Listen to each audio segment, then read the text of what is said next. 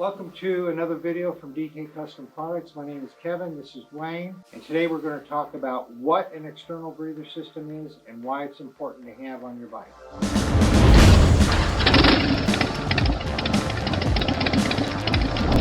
And it's not really complicated. There's just three aspects to it. Engine longevity, bike's just going to last longer. It's going to produce more horsepower and torque because you got much cleaner, fresher air being fed into your intake. And the third one, a lot of people don't realize, tune stability. You know, your air-fuel ratio and the overall fuel management system is going to stay more stable if the air you're feeding into your intake is more uniformly clean. Right. So let's talk about the first thing. It's going to last longer, engine longevity. Why is it going to last longer? Well, you're not feeding hot, dirty, oily, oxygen-depleted air into your intake. It's not creating carbon deposits on your engine internals. And the bike's going to perform in a more healthy manner. It just is. It's not going to be struggling to produce power because you're not feeding oil into your intake. So the pictures, you're going to put some pictures up showing what an engine looks like that does not have an external breather system. And you just look at these pictures and think about all that crap going into your engine. And you can thank the EPA. People say, oh, Harley knows what they're doing. Look at Harley never did anything but external breather systems until the EPA made them start doing internal, feed it internally, because they know it's bad. And so just look at all these pictures, all this crap going in. An external breather system gets rid of that. That's why your engine lasts longer. That's right. So the next thing is, how do you get more power?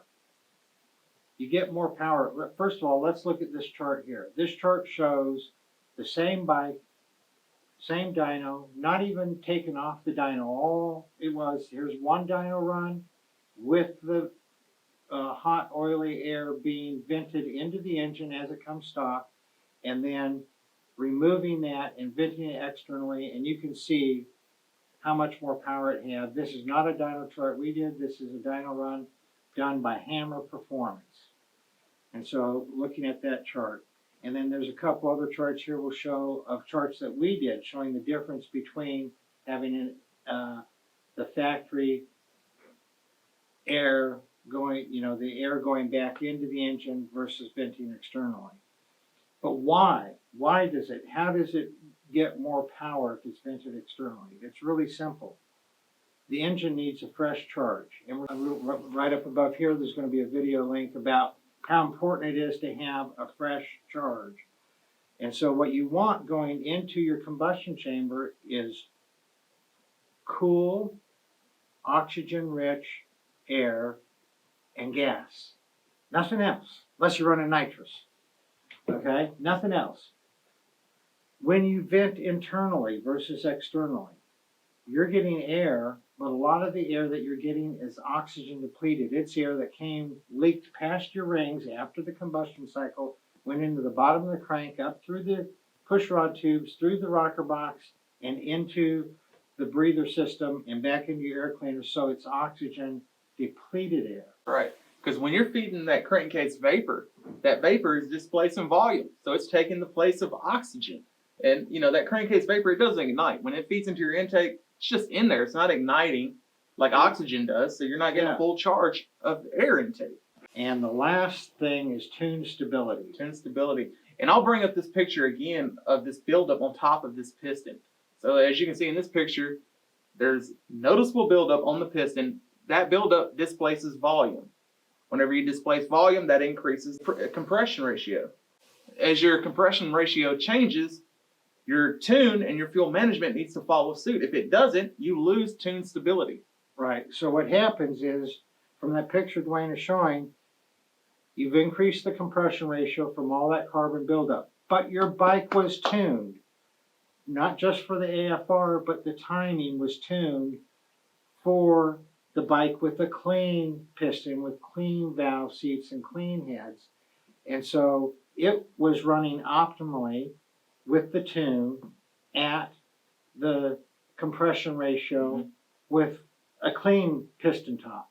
Increase the compression ratio with a dirty piston top, and now you have timing and AFR that is for a lower compression ratio than what you have.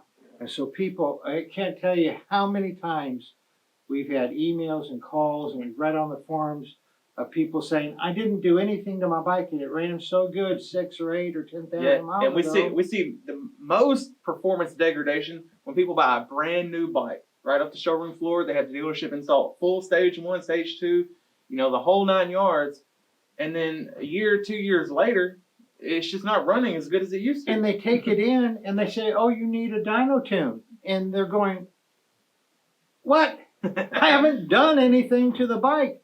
Why isn't the dyno tune, why isn't the tune that was in there a year or 2 ago good? And they don't get any good answer. And the answer is they've built up all that crap inside their engine because they're venting internally. And now they have a different compression ratio. And now they're going to get soaked for another $400, $500, $600 for another dyno tune. Vent the thing externally, you're going to have more power, your engine's going to last longer, and you're not going to have to get it retuned because of carbon buildup. That's right. And some of you may be saying, well, my fuel management is self-learning.